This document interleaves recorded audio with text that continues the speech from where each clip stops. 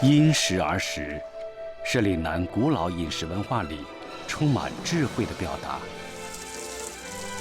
生活在这里的人们向来就知道，食物的鲜美程度与时节变换息息相关。有时，一种食物的味道就成为了人们对某一时节独特的记忆。于是，在时令的界限变得不那么明显的今天，那些仍然被保留和延续下来的，只属于某个季节的味道，显得异常珍贵。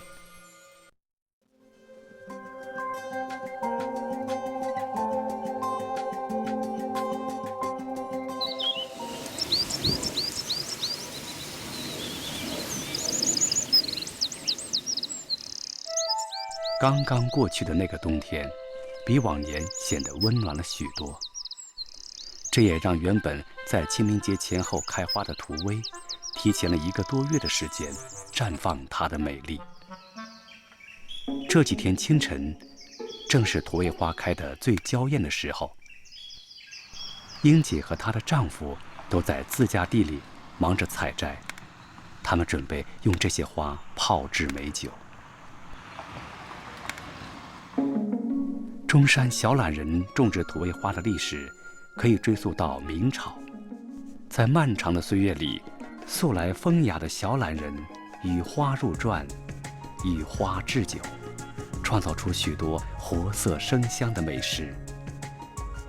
不论是主角还是配角，花一直是小榄人喜爱的食材。邻居们都说，英姐是村子里最忙碌的女人，她的事业就是这些土薇花。采摘土薇花并不是一件容易的事情，因为除了花瓣，整株土薇都长满短小的硬刺。就连已经有10年种植土薇花经验的英姐，也不知道被这些硬刺伤了多少回。邊人都翹10票被翹出嚟嘅，着咗鞋就篤咗喺個腳板底嗰度，又痕又紅，我就啱啱就翹咗出嚟，啲花蠟跌咗落去係嘛？我嚟慣咗啊，嗰隻手嚟一揸落去咧就把你幾鏈葉一包包住個花定，咁就唔怕篤手啦。在陽光變得猛烈之前，英姐他們完成了今天的採摘。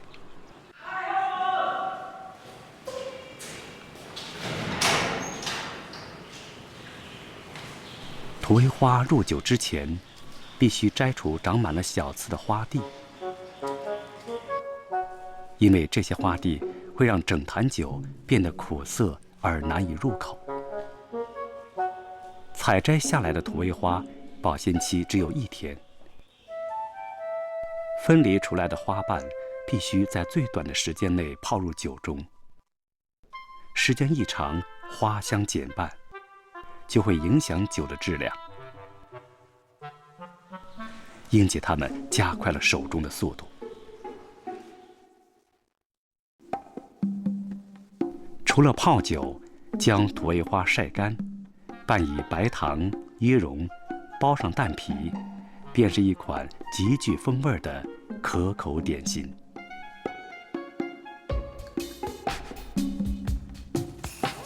晚饭之前，按照1斤花瓣4斤酒的比例，英姐和丈夫把土薇花瓣与50度的白酒混合浸泡。纯度越高的酒，就越能逼出土薇花的芳香。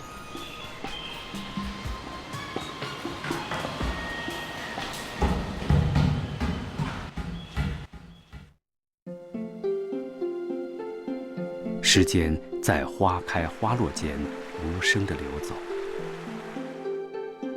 4个月之后，这些浸泡好的土薇酒要进入酒厂蒸馏，让花香与酒香能够得到更加充分的融合，入口幽香，回味绵长。每年花季结束的时候，英姐都会专门留下一些土薇花，将它们与白糖混合捣碎，腌制成别有滋味的土味糖，馈贈親友。我阿爺嗰陣就開始就㗎啦，去到我大3代嘅。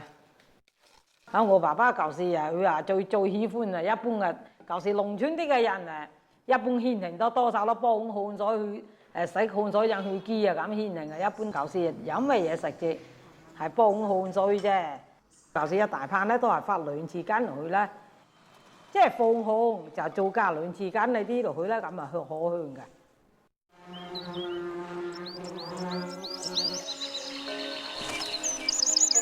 嶺南的春天短暂而急促，人们总是在寻找着不同的方式，封存对春天的留恋。在英姐他们因为土味花忙得不亦乐乎的时候，木棉花也以独有的姿态迎接着温煦的春光。每到春天，高耸的木棉树总是能够吸引很多前来捡花的人们。中山人讲究食补，一碗滋润的汤水尤为重要。木棉花是春天最适合的汤料之一。几朵木棉花，一节煎过的鱼尾，加上不同的豆类，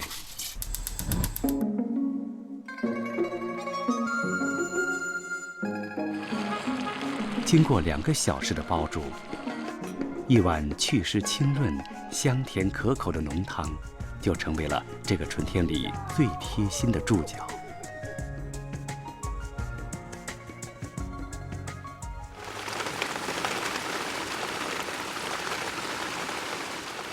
清明节过后，连绵的雨水将岭南送入了炎热而潮湿的夏季。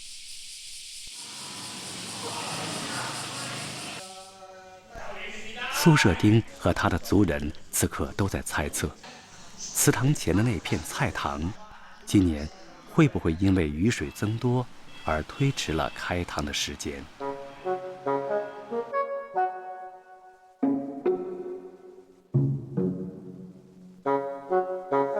这里出产一种让当地人引以为豪的蔬菜。苏家祠通菜有着300多年的种植历史，与市面上常见的通菜不同，它以粗壮、爽脆，烹煮之后仍能保持青绿的颜色，而远近驰名。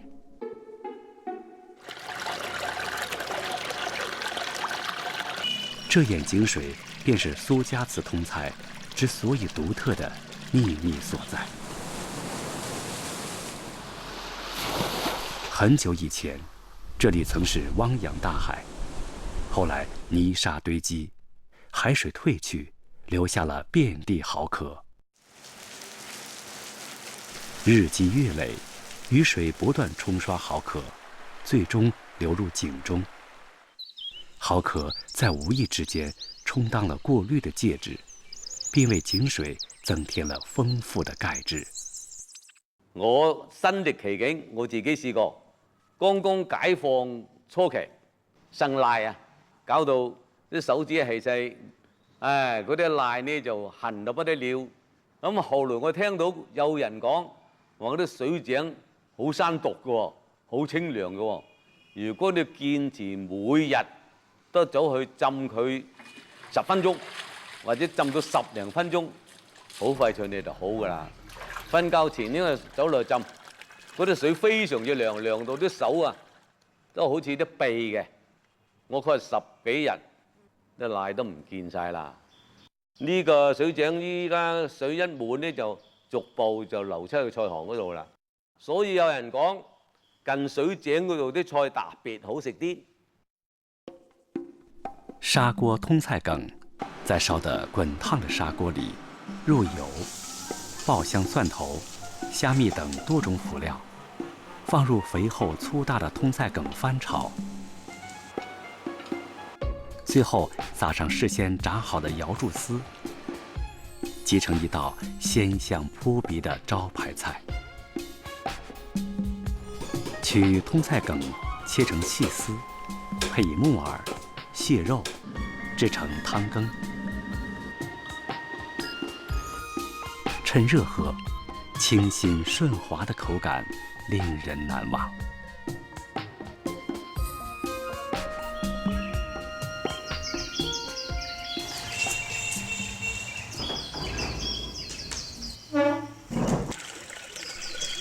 夏天是苏家祠通菜收获的季节，因为产量有限，每天收获的通菜，除了卖给本村的村民，大部分都供应给了指定的酒楼，因此常常一菜难求。然而，也正是因为食材的金贵，当地人在烹制通菜的时候颇费心思。用通菜与花甲肉同炒，辅以咖喱汁调味儿，如此混搭，反而更能凸显通菜本身的清新爽脆。又或者将剁碎的鲮鱼肉酿入通菜梗，稍煎片刻，鱼肉的鲜嫩与通菜梗的清甜得以完美结合。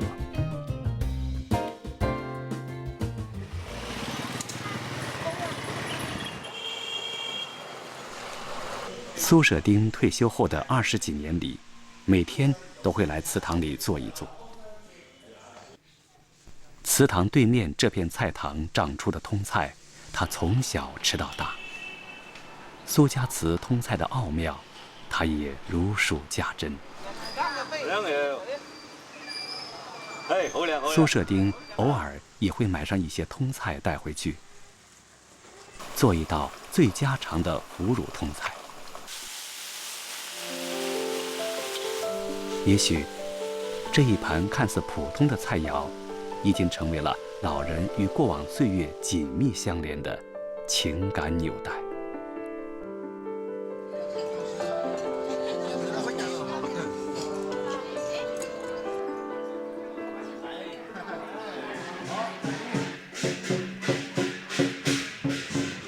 再过几天就是农历4月初8的浴佛节了。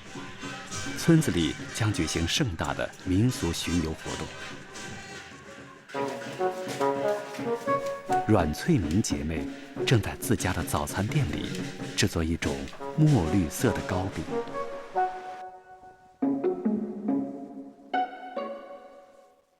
这种糕饼是浴佛节必不可少的重要角色。糕饼里的墨绿色来自一种中山人熟悉的灌木植物——栾溪。相传，每年农历4月初1采摘的栾溪叶最为香甜，而且具有清热解毒的功效。于是，人们将栾溪叶和大米、糯米一起磨打成粉，制成这种散发着淡淡植物芳香的糕饼。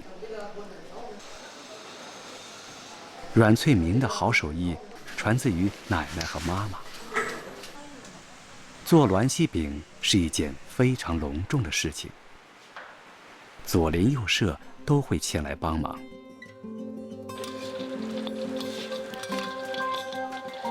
将筛好的栾溪米粉倒入片糖与冰糖混合的糖水中，不停地翻搅。这个时候，眼明手快成为了决定栾溪饼好吃與否的關鍵。佢墨綠色再深色啲，咁你個雲咪熟透咯。你見佢熟透，你較猛個火就俾啲油落去，即刻吸住個蓋。過10零分鐘之後，以後可以掀開佢開始猜啦喎，猜到佢夠煙韌，咁你可以做餅啦。这个看似简单的揉粉团的动作，有点像中国功夫里的太极推手，讲究以柔克刚，力道恰到好处，才能制作出一块绵软筋道的完美栾溪饼。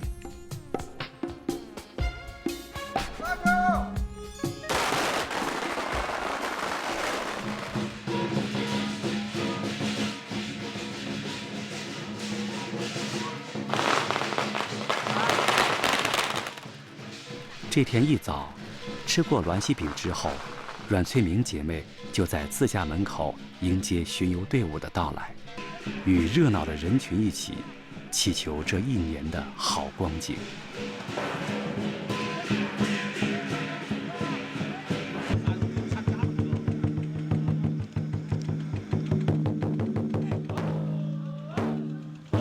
浴佛节的喧闹犹在耳畔，端午节赛龙舟的鼓点已经敲响。端午节吃粽子是由来已久的传统了。中山人对于粽子的主料糯米的选择格外讲究。以前有花生啦，有紅豆啦，有綠豆啦，有蛋黃啦，有五花肉啦。包括到而家演變到有啲人加埋鮑魚啦，加埋瑤柱啦，只不過係一個嘅內容嘅變化，但係用啲靚嘅糯米嚟包咧，呢樣嘢係一直都冇變嘅。中山人包粽子选用的芦豆叶，既有植物的清香，又具有祛湿消滞、驱风散瘀的药用疗效，在当地十分的常见。将经过除刺、晾晒、烫青等工序处理过的芦豆叶卷成圆筒形，放入事先搅拌均匀的糯米、红豆、咸蛋黄和五花肉，再用咸水草捆扎，一条分量十足的芦豆粽已具雏形。将包好的芦豆粽放入瓦缸，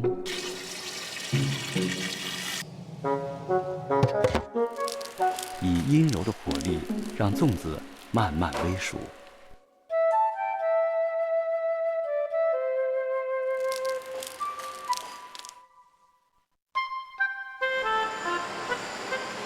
经过长达12小时的煨煮，芦豆粽里所有食材的味道得到了充分的融合，香气四溢。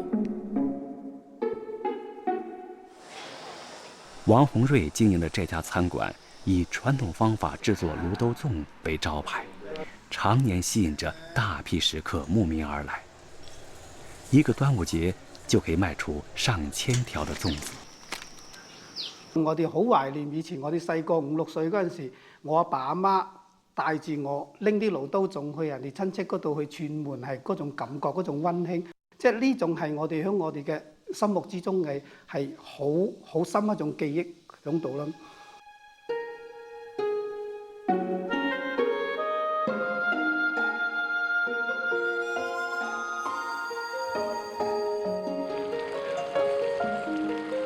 一条芦豆粽，将许多人带回了童年的梦中，寻回了儿时的味道。这，或许才是食物本身的意义。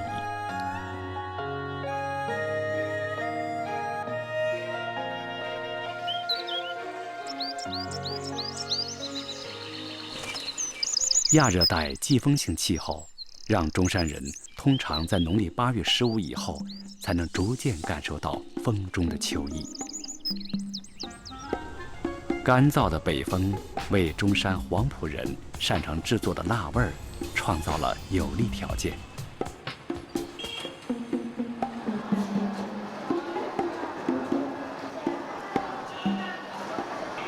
这天一早，王雪芬来到市场，采买她前几天就已经预定好的新鲜猪肉。她要趁着这几天北风送爽的时候，为家人亲手酿制美味的腊肠。这是她每年秋天必不可少的拿手好戏。猪后腿肉是灌制腊肠的基本原料，取瘦肉部分切成粒状，配以一定比例的油脂丁，加盐、糖、酱油和酒调味，最后用钉耙刺破肠衣，挤走多余的空气。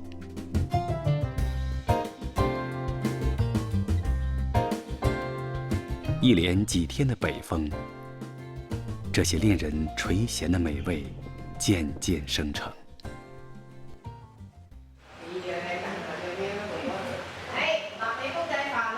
王雪芬出生在腊味世家，父亲和兄弟都是制作黄埔腊味的能手。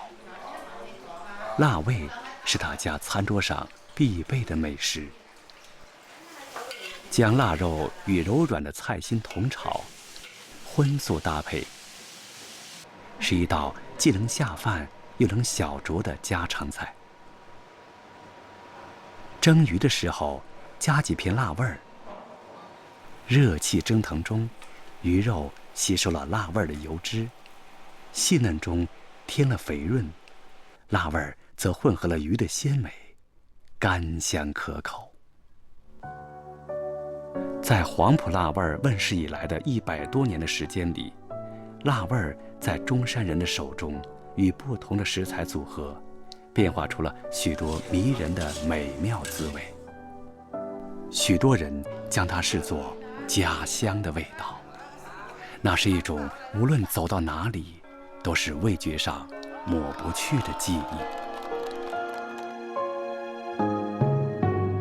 人们对食物最直接、最根本的需求，造就了那些简单却美好的季节味道。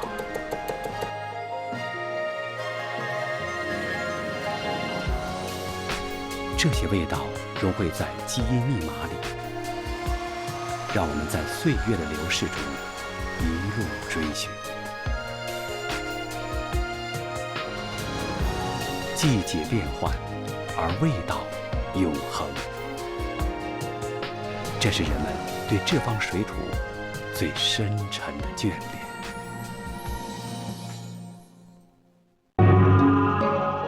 在忙碌的工作生活中，总有一种思念的味道，让我们久久不能忘怀。在逐渐麻木的味觉里，总有一种磁石般的美味，让我们憧憬向往。